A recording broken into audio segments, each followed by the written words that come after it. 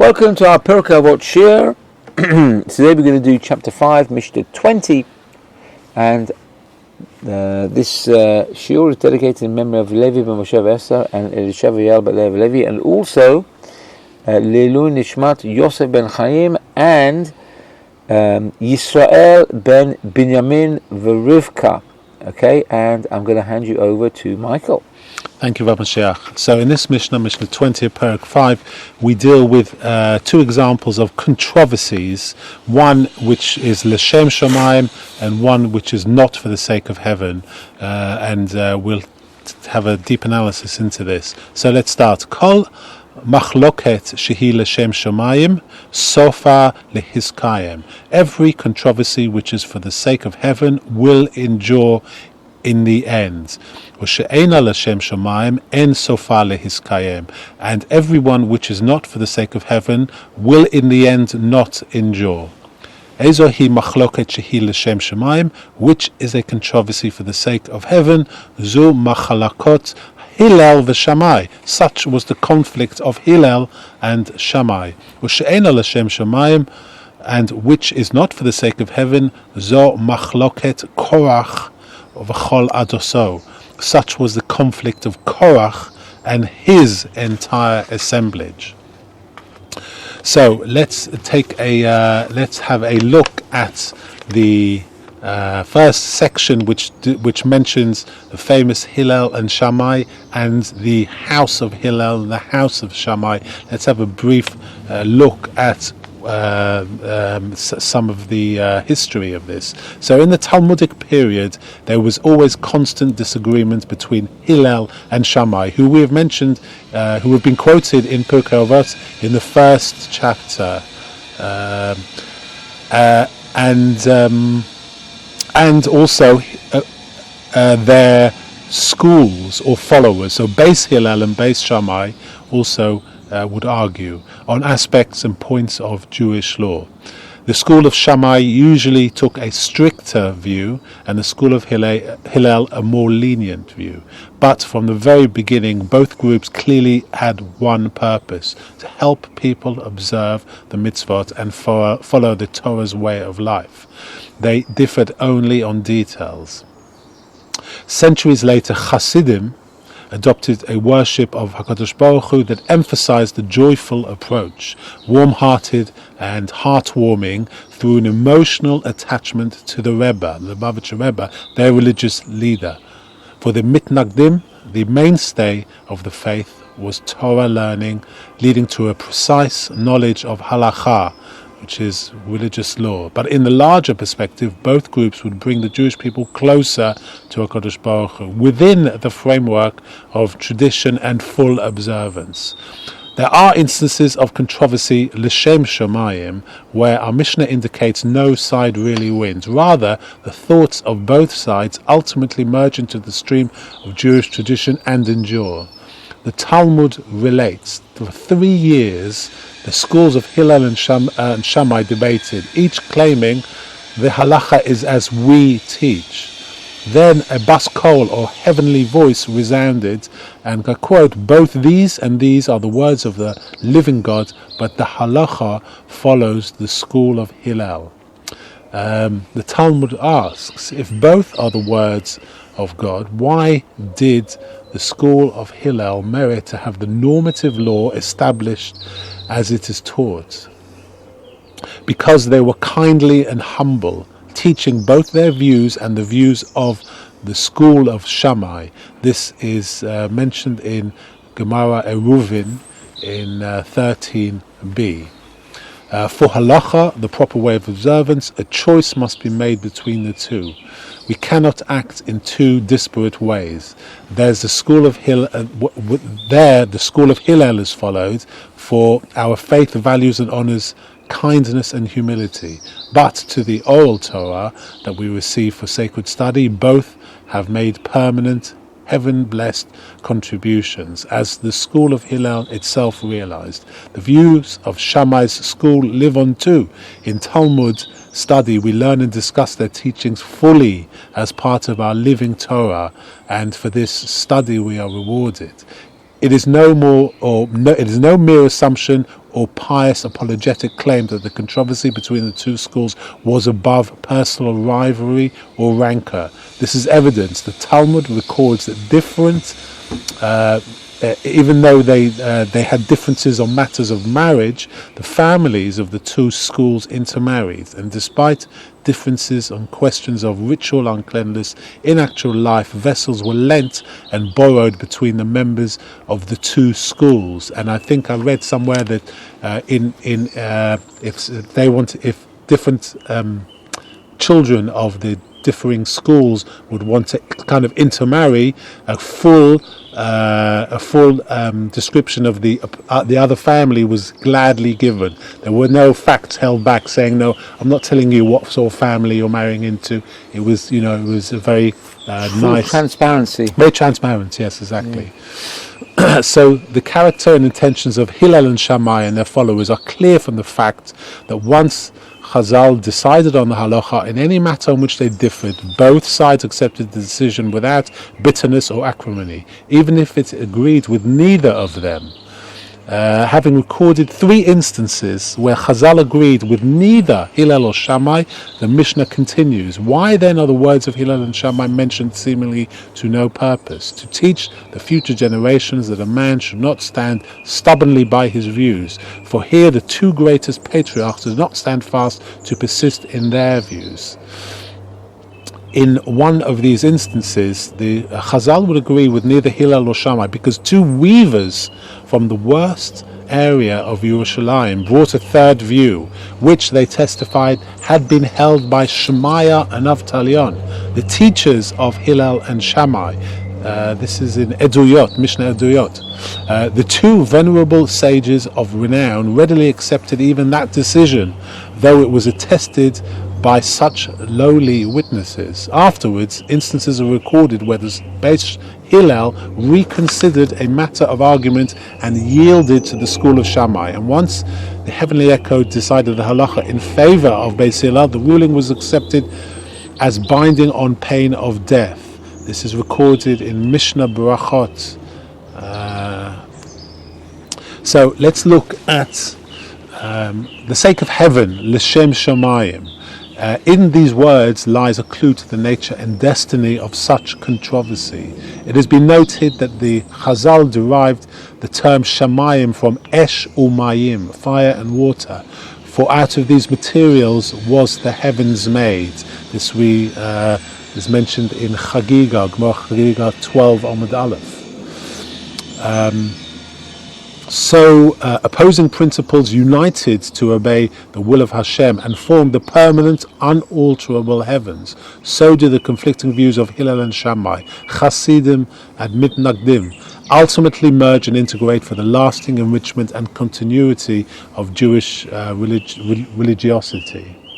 So what can we learn then, in conclusion, from the controversies of Hillel and Shammai of their followers? First, that no one should persist in his opinion beyond a certain point. If a vote has been taken and a decision announced, accept the majority view. If your case has been demolished by your adversary's arguments, submit to the truth.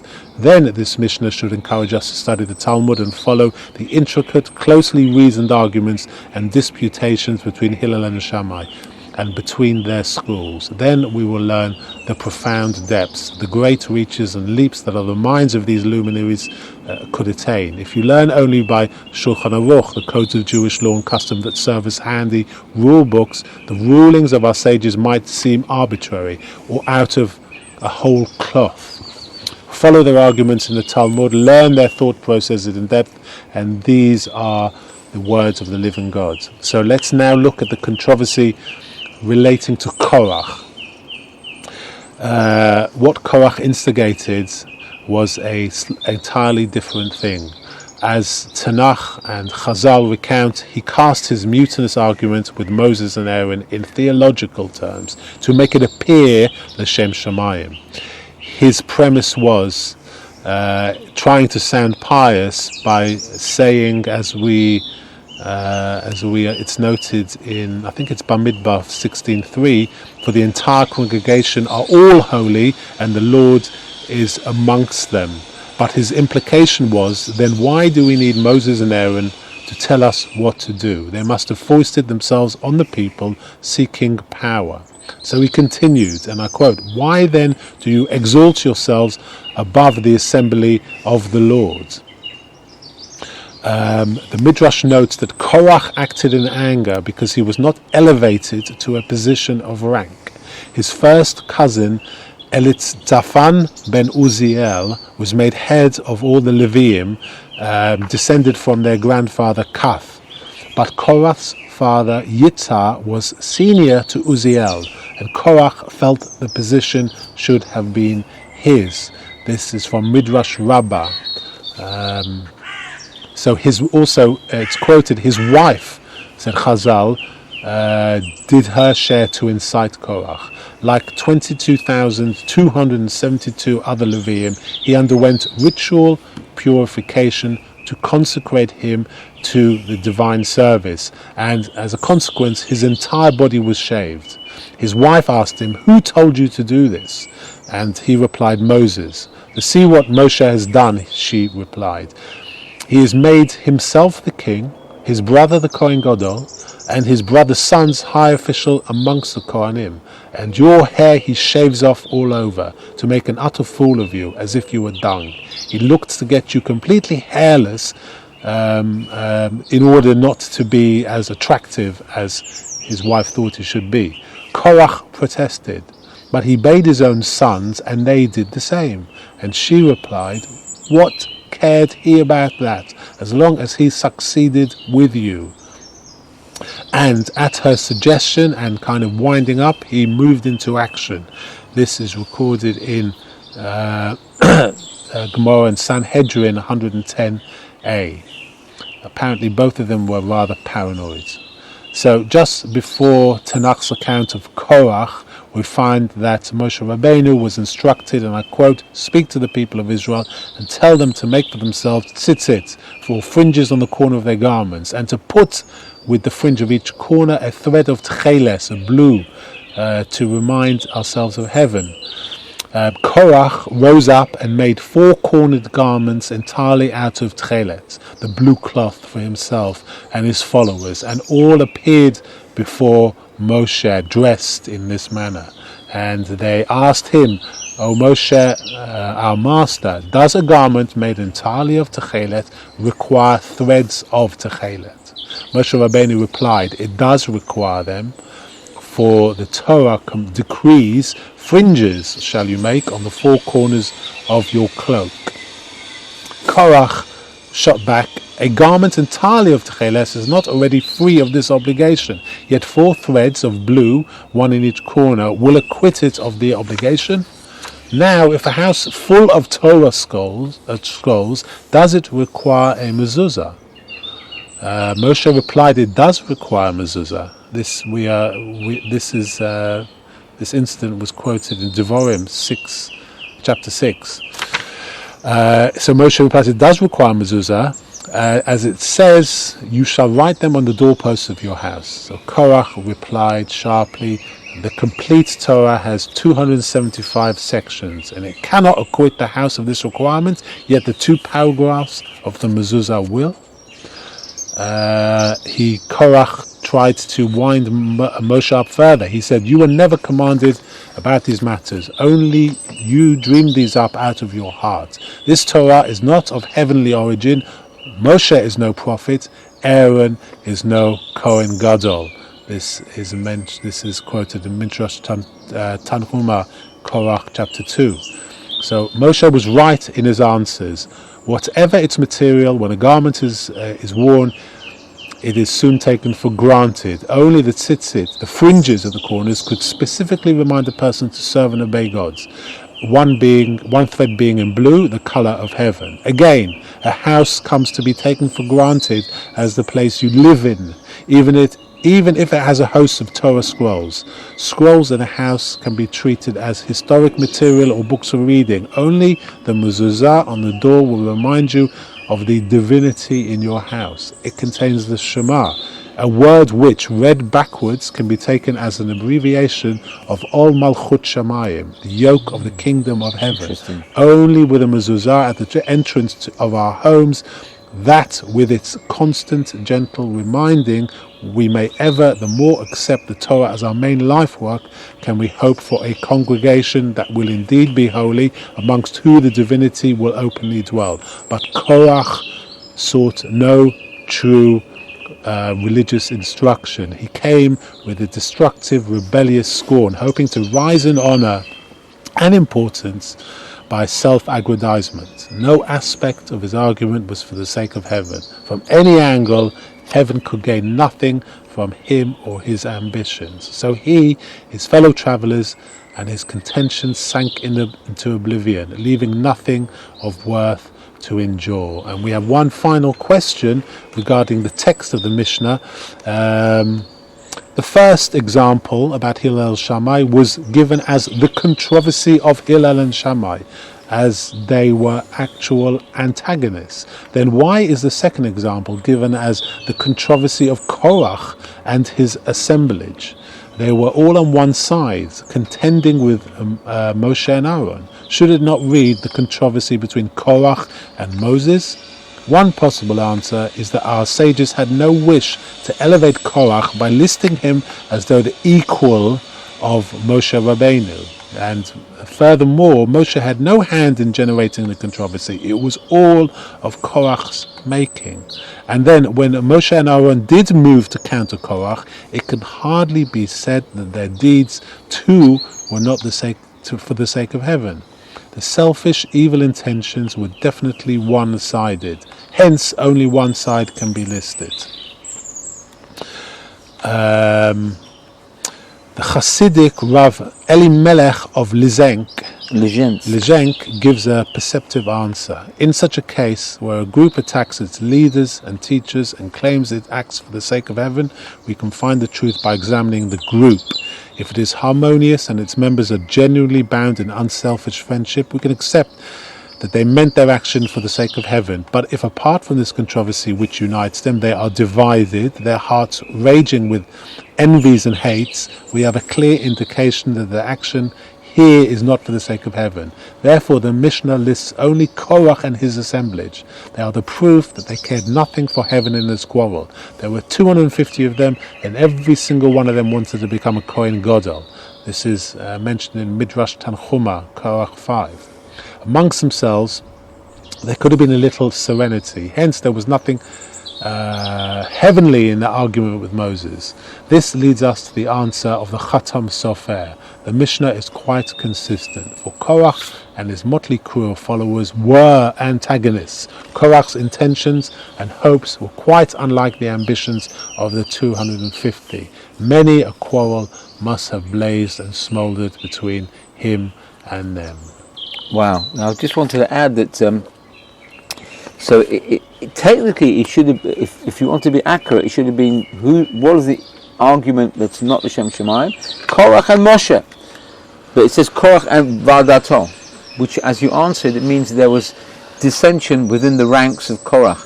It shows that like you said, every single one of those 250 thought he was the one.